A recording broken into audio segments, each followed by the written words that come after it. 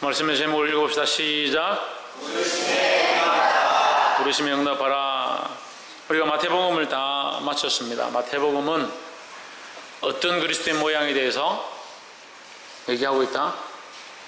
마태복음을 한마디로 요약하면 왕 대신 메시아에 대해서 얘기하고 있다. 그 왕이신 예수님, 우리를 구원하러 오신 그 메시아이신 예수님에 대해서 얘기하고 있다. 마가복음은 어떠한 예수님을 얘기하고 있는가? 종된 예수님이다. 종된, 인간의 몸을 입고 종의 모양으로 이 땅에 오셔서 더 낮아지셔서 인간들을 섬기는 종의 모양으로 오신 예수님에 대해서 얘기하고 있다. 또 마가는 예수님의 제자가 직접적인 제자는 아니죠. 베드로의 후계자다, 베드로의 제자다, 이렇게 보는 게 맞습니다. 마가복음은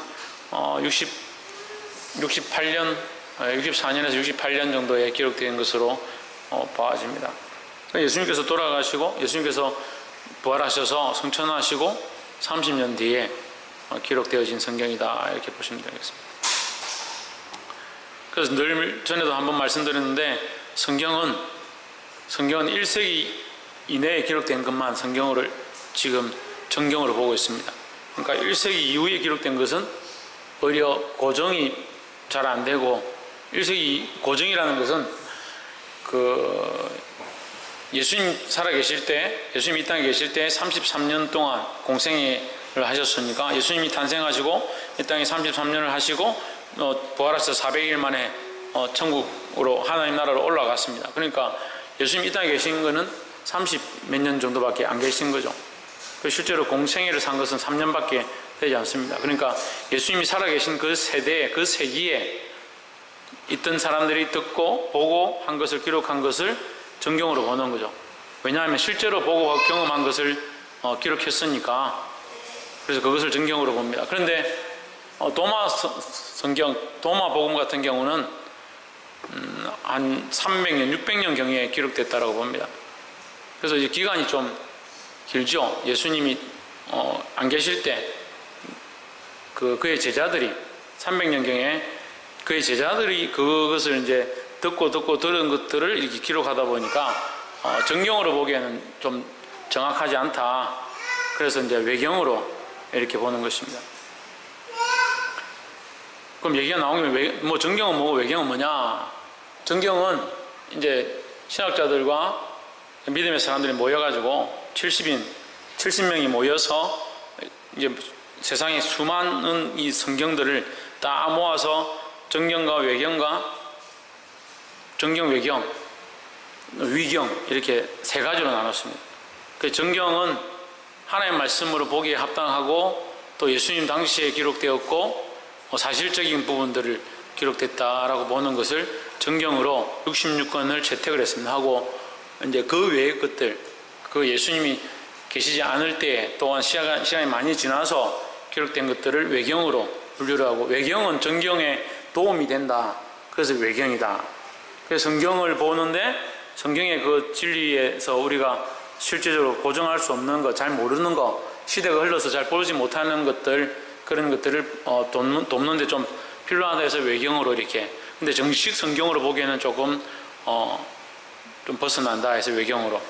그 외경 다음에 위경이 있습니다. 위경은 이건 성경에서 너무 멀다, 너무 멀고 말씀의 중심도 좀 틀어진 것 같다, 이래서 위경으로 봅니다. 그래서 저희들은 기독교에서는 위경을 보지 않습니다. 천주교에서는 위경을 보죠. 외경을 보고 위경을 참고로 합니다.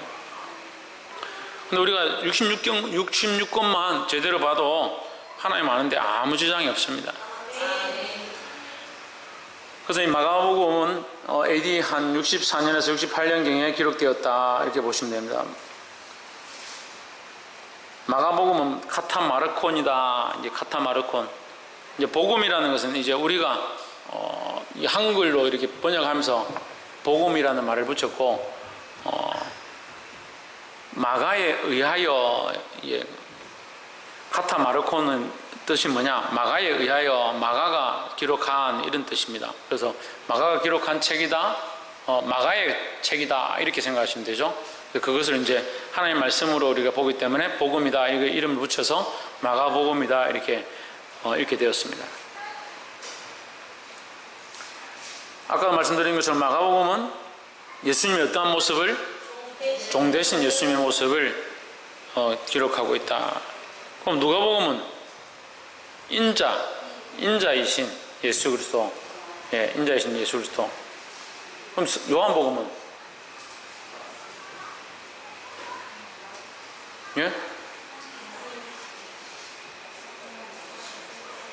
하나님의 아들이신, 성자이신, 인자 성자, 이렇게 외우면 쉽죠? 왕, 종, 인자, 성자, 이렇게 비교가 되죠. 왕, 종, 인자, 성자, 이렇게. 전부 다 그런 것은 아니지만 이제 전체적인 맥락이 그런 모양을 가지고 이렇게 기록했다, 이렇게 보시면 되겠습니다. 1장 1절에 하나님의 아들 예수 그리스도 복음의 시작이라. 누구의 복음? 예수 그리스도의 복음이다. 그럼 복음에는 뭐가 없으면? 예수 그리스도가 없으면 그건 복음이 아니다. 또한 예수 그리스도를 누구로? 하나님의 아들로 인정하는 것이 복음의 참 뜻이다 라는 거죠. 예수 그리스도가 하나님의 아들이고 그 예수가 그리스도 구세주이시기 때문에 그 예수를 믿는 자는 구원을 얻는다. 그 소식이 뭐다? 그게 복음이다 하는 거죠. 그냥 하나님 아들 예수 그리스도의 복음, 이게 끝나는 게 아니라 그 안에 수많은 의미가 들어있는 거예요. 하나님의 아들이신 그 예수는 뭐냐? 우리의 구원자이시다. 그를 믿는 자에게 구원이 있고 하나님 나라를 소망할 수 있고 하나님 나라에 들어갈 수 있다. 그래서 이것이 우리에게 복된 소식이다, 복된 소리다, 가스펠이다, 기쁜 음성이다 하는 거예요. 그래서 복음이다 하는 거예요. 할렐루야. 2절에 선지자 이사야의 글에 보라 내가 내 사자를 내 앞에 보내노니 했습니다. 내 사자를 내 앞에 보내노니 그가 내 길을 준비하리라. 전라도 말에 거시기가 거시기해서 거시기하고 거시기하다 이렇게 하면 무슨 말인지 모른다고 하는데, 내가 내 사자를 내 앞에 보내노니, 내가 누굽니까? 하나님이죠. 선지자의 이사야의 글에 이사야가 한 게 아니니까, 이사야는 선지자니까 하나님의 말을 하죠. 그러니까 하나님이 하나님의 사자를 내 앞에 보낸다. 내는 누굽니까? 너의 앞에 보낸다. 너는 누굽니까? 예수 그리스도죠. 그러니까 하나님이 하나님의 사자를 예수님의 앞에 보낸다. 예수님보다 먼저 보낸다. 누구를? 하나님의 사자를. 그가 예수님의 길을 준비하시리라. 그 예비자다. 예수님이 오실 길을 예비하는 예비자를 보낸다, 이 말이죠. 3절에 광야에 외치는 자의 소리가 있어 이르되, 이 예비자는 뭘 하느냐? 광야에서 외친다는 거예요. 광야에서 외친다는 것은 여러 가지 의미가 있습니다. 실제적으로 광야에서 외치는 것이고, 또한 영적인 의미는 광야는 세상이니까 세상에 죽어가고 황무한 땅 가운데서 부르짖고 있다. 뭘 부르짖느냐? 회개하라고 부르짖는 거죠. 너희는 주의 길을 준비하라. 그의 길을 곧게 하라. 기록된 것과 같이 4절에 세례요한이 광야에 이르러 제사함을 받게 하는 회개의 세례를 전파하니, 뭘 전파했다? 회개를 전파했다. 회개하고 세례를 받았다는 거죠. 회개의 세례니까 회개하는 자는 세례를 받았다는 거죠.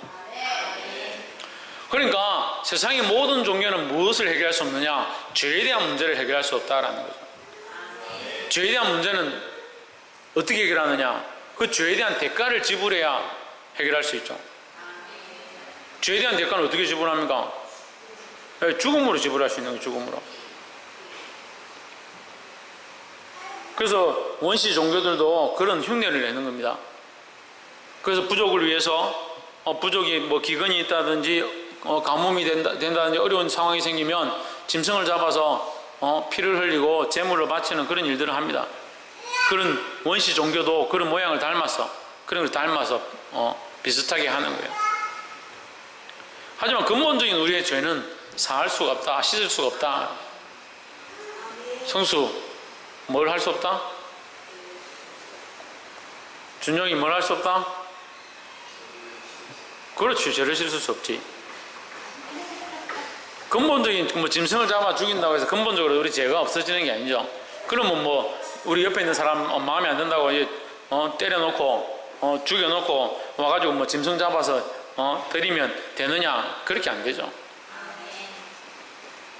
그래서 이 죄에 대한 근본적인 문제는 그 죄의 대가를 지불해야 되는데, 죄의 대가는 뭐냐? 피라는 거죠. 피라는 건 뭐냐? 죽어야 된다는 거예요. 죄를 지은 사람은 다 죽어야 되는 거예요. 우리는 죽기에 합당한 죄들을 다 짓고 사는 겁니다. 지금 살면서 죄 한 번도 안 지은 사람 손 들어보세요. 자기는 죄 지은 게 하나도 없다. 죄 지은 게 하나도 없다. 나쁜 짓 한 게 하나도 없다.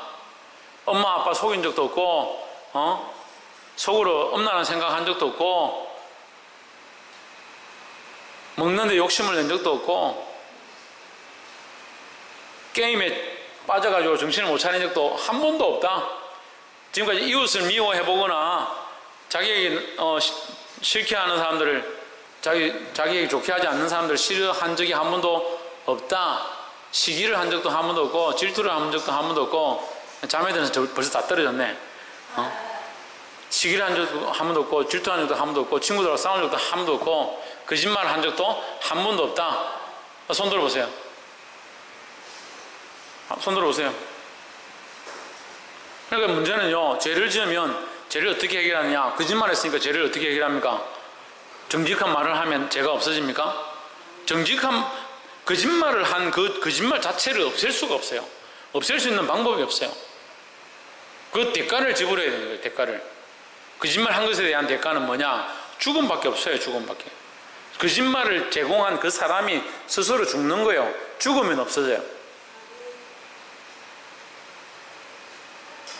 그럼 이 땅에 있는 사람들 다 죽어버리고 어떻게 해결하냐? 문제가 어떻게 해결되느냐? 그 많은 사람들이 뛰어내리고 죽고 자살하고 그렇게 하죠. 그렇게 하면 문제가 해결되는 줄 알고 죽으려고 하는 사람들 만나보세요. 아이고 이 땅에 소망도 없고 죽으면 다 끝나겠죠. 끝나긴 뭘 끝나요? 죽으면 더 긴 게 시작되는데, 죽으면 더 긴 인생이 시작된다니까요. 죽고 나면요 지옥의 심판이요 끝나지 않고 영원토록 계속되는 거예요. 그 죄의 문제를 어떻게 해결하느냐? 누가 죽어야 되는데 누가 죽었느냐? 예수님이 우리를 대신해서 죽었다는 거예요. 그럼 그 예수님을 믿고 진심으로 회개하는 사람, 회개는요 가짜로 그냥 나 회개했다 그렇게 되는 게 아니에요. 회개는 반드시 뭐가 작용하느냐? 돌이킴과 다시 새롭게 함과 성령이 작용하시는 거예요. 그 성령이 오셔서 우리 죄를 씻기고 죄책감을 느끼게 하시고 다시 삶을 바꾸고자 하는 그 모습이 일어나게 되어 있다는 거죠.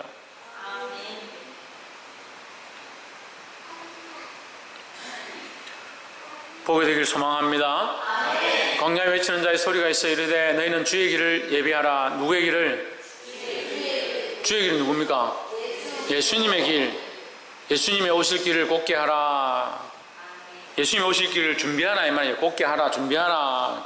왜? 왕이 오시니까 골짜기마다 도두어지고 높은 산이 평지될지어다 이렇게 했죠. 그래 이제 이 곧게 하는 게 왕이 오시니까 곧게 준비하라 이 말이에요. 1장 4절에 세례요한이 광야에 이르러 제사함을 받게 하는 회개의 세례를 전파하니, 아까 얘기했습니다. 세례를 받는 것이 중요한 게 아니라 뭐가 중요하다? 회개하는 것이 중요하다. 회개한다는 것은 뭘 포함하고 있습니까? 네? 천정환 집사님 뭘 포함하고 있습니까? 천정민 예비 집사님, 죄인임을 인정하는 것이 포함되어 있다. 최원순 권사님, 서려워지고 돌이키고, 신희경 성령께서 최원영 예수 그리스도를 나의 주로 시인하는 것이고, 이제 뒤쪽에는 좀 바짝 긴장해 있습니다. 지금 김태현, 우리가 죽는 거다. 김용모, 얘가 포함되어 있습니다. 박창조, 박근도, 서군태 육체를 신뢰하지 않는 거. 야, 많이 갔네. 박성희 죄를 다치지 않는 거. 제가 질문을 하면요, 사람들이 자꾸 답을 찾으려는데 답은 없어요. 답이 너무 많기 때문에 답이 없어요. 이것도 답이고 저것도 답이에요. 예수 그리스도를 신뢰하는 거 맞죠? 성령을 인정하는 거 맞죠? 우리가 돌이키는 거 맞죠? 회개는 근데 뭘 포함하고 있느냐? 그 모든 것 중에 뭘 포함해야 되냐? 주은아. 저요. 예. 내가 질문을 안 해. 아, 그거 아까 했잖아요. 박 이사. 다시 그렇게 가지 않는 거, 그것도 포함했죠. 박필정 집사님. 그래, 인정하는 건데. 김정신 집사님. 하나님의 사랑과 은혜를 기억하는 것이고, 예. 다 맞습니다. 이 다 맞는 걸 한마디로 하는 게 있어요. 저 양영수 사모님. 갑자기 이름 부르니까 그래요. 유혜리. 홍진우. 네가 맞춰야지 엄마한테 안 넘어가지. 정미수 권사님. 은혜. 유현실 집사님. 성령이 충만한 성령이 작용이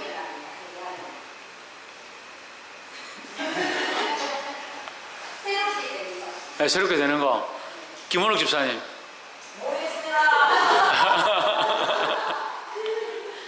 전정미 권사님.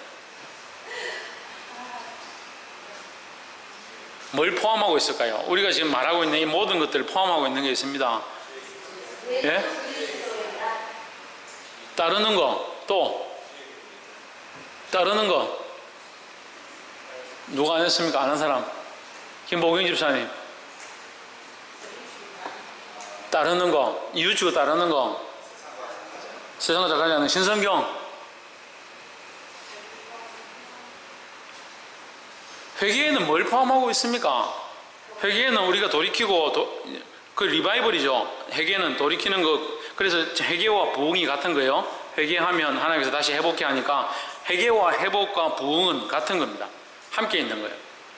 그 회개한다는 것은 내 죄를 자복하고 다시는 그렇게 살지 않겠다.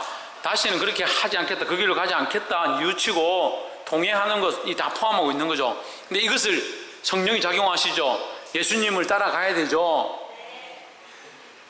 그 진짜 중요한 게 있어요. 뭘까요? 믿는 거죠, 믿는 거. 여기 믿음이 포함되어 있네, 믿음이. 회개는 막 하는데 돌아서 내 죄 사해졌던가? 내가 회개된 거 맞나?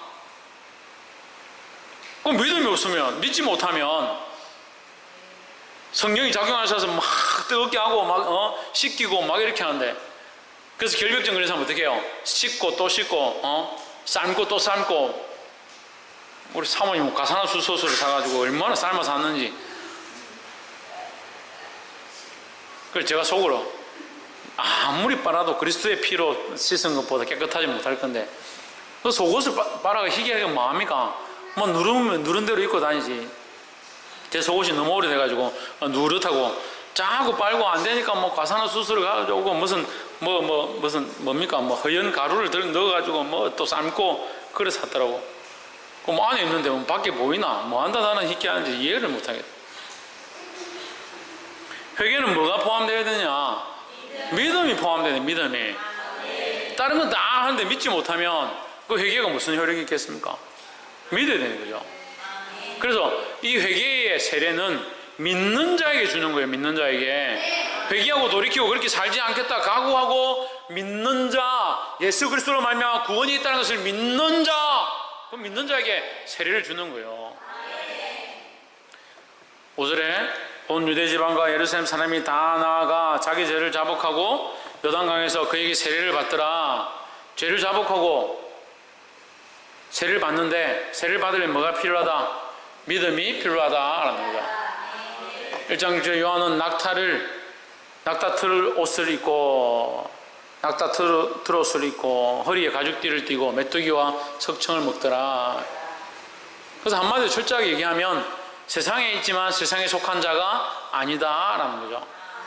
옆에 사람 보십시오. 우리는 세상에 있지만 세상에 속한 자가 아닙니다. 그럼 아멘 하는데 자매들은 뭐요? 뭘 입을까? 여기 좀 낙타털을 입으십시오.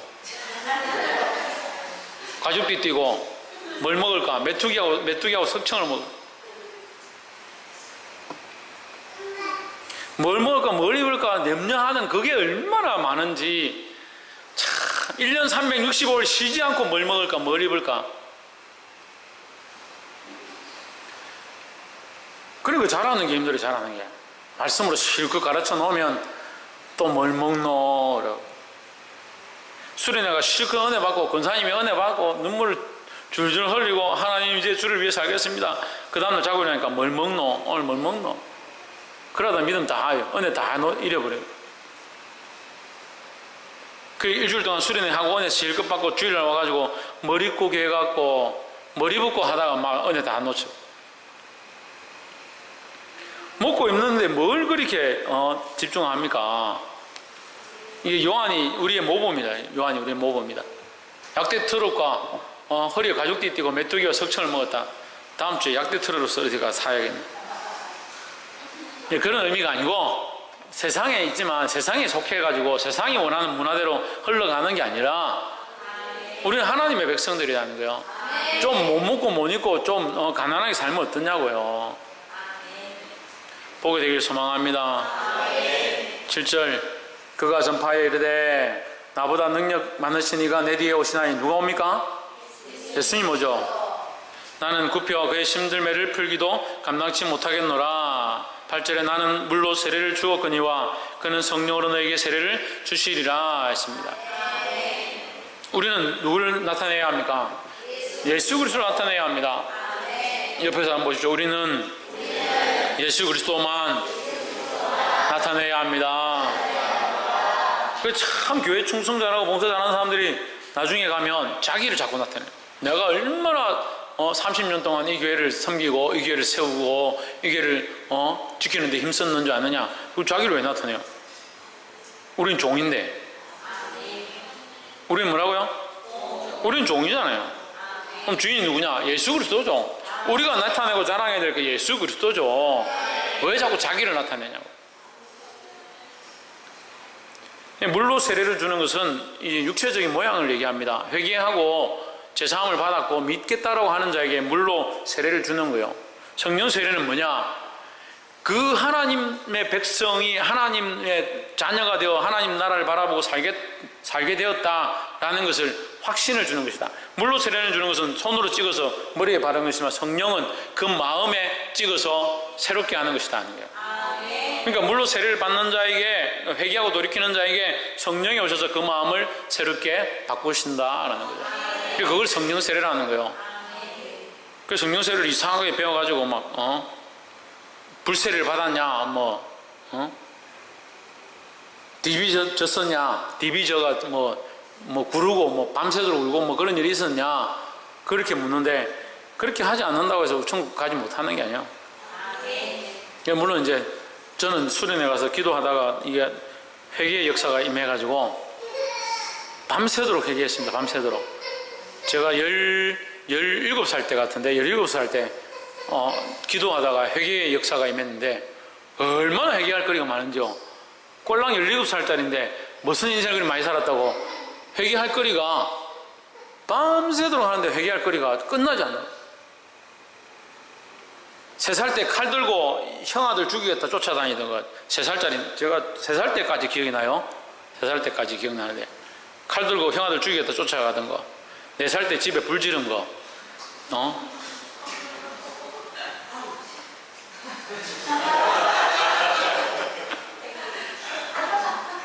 왜 불 지르는지도 기억나요. 4살 때인데 엄마에게 그때는 돈이 기하니까 50원을 달라 했습니다. 50원을 주면 가서 이제 엿 깎아 먹겠다, 엿을 사 먹겠다, 50원만 달라 했는데 어머니가 안 줬어요. 우리 어머니가 뭘 하고 있었냐면 지금도 기억나요. 하얀 모시적삼 입고 이게 배틀채를 짜고 배를 짜고 있었어요. 근데 배를 짜가지고 이거 하루 종일 하면 이걸 얼마 몇백 원에 파는 거예요. 하루 종일 이거 짜고 있는데 등에는 우리 동생을 업고 있었어요. 우리 형은 어디로 날아간 데 없고 집에 없고 어머니는 하루 종일 배틀 짜고 있고 나는 밖에서 놀다가 심심하니까 형하고 2살 차이니까 형은 저하고 안 놀아주는 거예요. 말씀 들을 때는 다 헤매하더만 뭐 얘기하니까 좋아가지고 지금 눈이 반들반들. 그래가 배틀 짜는 걸 보고 어머니 55번만 주십시오. 내가 엿 좀 사먹게 55번만 주세요. 아나 여기 때라는 고무신을 탁 집어 던지더라고요. 제 안에 분노가 확 올라왔습니다. 어떻게 자식을 이렇게 대할 수 있냐. 그래서 성냥이 있었어요. 성냥이 집에 성냥이 있었어요. 이렇게 이 꽉으로 생긴 성냥이 있었어요. 성냥을 가져왔어요. 와가지고 그 추수를 하고 나면 이렇게 쌌습니다. 볕단을 이렇게 집처럼 이렇게 쌌죠. 그래가 애들이 이제 그 안에 굴 파가지고 안에 들어가고 놀고 이렇게 하거든요. 거기다 이제 불을 이렇게 딱 붙였어요. 처음에 불이 확 붙더라고요. 그래서 제가 손으로 탁 껐죠. 이래서는 안 되지 이렇게 하면서 다시 그래도 화가 나는데 이 화나는 걸 어쨌든 해야지 이러면서 탁에 불을 딱 붙였는데 두 번째 탁 끄니까 손만 뜨거운 손이 너무 뜨거운 거예요. 그래 두 번 세 번 하다가 아이고 노래 놔둬버렸는데 이 불이 확 올라가더라고요. 그래 집 바로 옆에 이제 우물이 있었는데 동네 사람들이 다 몰려와가지고 이제 불 났다고 우물물 퍼가지고 그때 소방차가 없으니까 바가지로 우물 퍼가지고 뿌리고 우물 퍼가지고 줄 쭉 서서 전달하고 있는데 저는 모른 척하고 나와서 도망갔습니다. 그 밤에 어머니가 저를 찾았습니다. 한준아 하는데 제가 어디 있었냐면 그 볕단 사이에 저 밭에서 숨어 있었습니다. 그 죄도 생각이 나더라고. 회개하는데 또 얘기하면 회개하고 눈물로 기도하고 돌이켰다 그거는 기억 못하고 그 목사님 사고 쳤구나 어렸을 때 그것만 기억. 그 3살 4살 때 그 사고 친 그게 기억이 나요. 그거 하나 옆에 제가 17살 때 하나 옆에 얼마나 밤새도록 눈물로 통해하고 회개했는지. 그래 가서 집에 가 어머니 사랑합니다. 제가 그때 불 질렀죠. 그러니까 정신 나갔나 이게 이러나.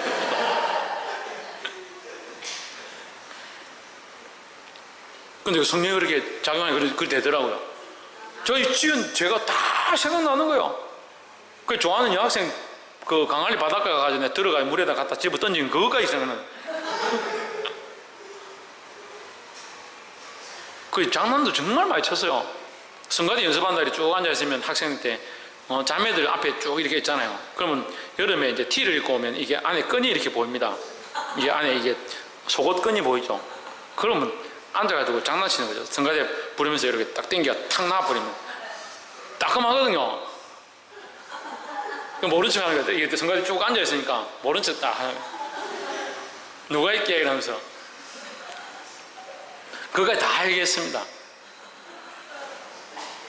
여동생 데리고 어머니한테 500원만 달라고. 그때 영화값이 500원 했어요. 영화 보는데 마징가제트 보러 간다고 500원만 달라고. 그리고 그 회개하고 우리 여동생한테 가서 내가 그래 미안했다 이렇게 하니까 오빠 요새 이상하다 이러더라고. 제 3살 밑에 여동생인데 그 강할리에 그 부대 앞에 저 극장이 하나 생겼어요. 500원에 한 사람이 들어갈 수 있는데 둘이 들어간다고 어머니한테 소개가 500원만 받았어요. 1,000원 안 줄 거니까 500원 받아가지고 그 극장 앞에 와가 신호등에서 내가 다음에 맛있는 거 사줄게 집에 가라 이래 쫓아 보내봤습니다. 쫓아 보내고 저 혼자 영화를 봤는데 그거 기도하는데 그거 생각나는 거예요. 이야 희한하대요. 고아원 애들 심심하면 고아원 애들하고 싸움을 했거든요. 돌멩이 들고 짱돌 들고 집어 던지고 머리 맨날 깨고 이렇게 했는데 그러고 다 생각나는 거예요. 얼마나 회개할 게 많은지요. 그래 내가 그때 고등학교 1학년인가 그래 중학교 3학년인가 그랬는데 속으로 뭐라 생각했냐면 야 인생 얼마 살았다고 너 이렇게 죄를 많이 지었냐. 나중에 막 울고 막 이렇게 하다 보니까 다 가고 없어요. 저 혼자서 막 그 기도실 안에서 막 떼굴떼굴 구르고 있더라고요. 이 성령 세례, 죄를 씻기는 성령 세례가 여러분 안에 임하기를 소망합니다. 구절 그때 예수께서 갈릴리 나사렛으로부터 와서 요단강에서 요한에게 세례를 받으시고 이 겸손의 모양이죠. 그 인간들이 가지고 있는 이 세례의 모양을 당신이 당하셨다. 9절 10절에 곧 물에서 올라오실새 하늘이 갈라짐과 성령이 비둘기같이 자기에게 내려오심을 보시더니 11절 하늘로서 소리가 나기를 너는 내 사랑하는 아들이라 내가 너를 기뻐하노라 하시니라 했습니다. 누가 기뻐한다고요? 하나님께서 기뻐한다고. 하나님께서 예수님을 기뻐한다고. 왜 기뻐하느냐? 왜 기뻐합니까? 예수님이 왜 이 땅에 오셨습니까? 왜 우리 죄를 사하기 위해서 오셨죠? 그걸 모르는 사람은 없죠. 우리 죄를 사하기 위해서 오셨는데 그건 누구의 뜻이다? 아버지의 뜻이다. 아버지의 뜻이다. 그래서 예수님은 철저하게 우리가 공부할 때요, 예수님 왜 병자를 고쳤냐? 왜 귀신을 쫓아냈느냐? 왜 손마른 자를 안식일날 펴게 하셨냐? 그렇게 고민할 필요 없어요. 예수님은 다 철저하게 뭐다? 아버지의 뜻을 따랐다는 거예요. 아버지의 뜻을 이루기 위해 힘썼다. 그럼 우리는 하나님의 기쁨이 될 수 있습니다. 어떻게 하면? 하나님 뜻을 이루고자 하면, 이 땅에서 하나님 뜻을 이루고자 하면 하나님의 기쁨이 된다는 거예요. 12절 성령이 곧 예수를 광야로 몰아내신지라 했는데 인도하신지라 이렇게 보시면 됩니다. 13절에 광야에서 40일을 계시면서 사단에게 시험을 받으시며 덜짐승과 함께 계시니 천사들이 수종 들더라 했습니다. 여기 사단에게 시험 들더라 받으시며 이걸 왜 여기 기록하느냐? 예수님은 사단의 시험을 이겼다라는 표현하는 거죠. 예수님이 사단의 시험을 이겼다라는 말을 왜 표현합니까? 사단이 뭘로 우리를 미혹하겠습니까? 우리의 본능과 우리의 욕심과 우리의 생각들을 향해서 공격합니다. 그럼 예수님은 이 모든 것들을 이기셨다라고 해요. 그런데 안 믿는 사람들이 뭐라 생각하냐면 예수님도 똑같이 본성이 있고 본능이 있고 육체가 있고 그런데 예수님이 욕심을 내고 그렇게 하지 않았겠느냐 생각하는데 그렇지 않습니다. 사단의 모든 시험을 이기신 줄 믿습니다. 14절 요한이 잡힌 후 예수께서 갈릴리에 오셔서 하나님의 복음을 전파하여 예수님이 오시자마자 뭘 했느냐?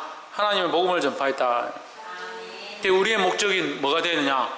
하나님 나라의 복음을 전파하는 거죠. 15절 가라사대 때가 찼고 하나님 나라가 가까워 왔으니 회개하고 복음을 믿으라 하시더라 했습니다. 하나님 나라에 들어가기 위해서 우리가 뭘 믿어야 하냐? 복음을 믿어야 되는 거예요. 어떻게 하고? 회개하고.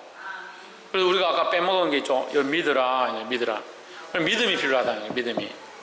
16절 갈릴리 해변으로 지나가시다가 시몬과 그 형제 안드레가 바다에 그물을 던지는 것을 보시니 저희는 어부라. 예수께서 이르시되 17절 나를 따라오너라. 내가 너희로 사람을 낚는 어부가 되게 하리라 하십니다. 옆에서 한번 보시죠. 사람을 낚는 어부가 됩시다.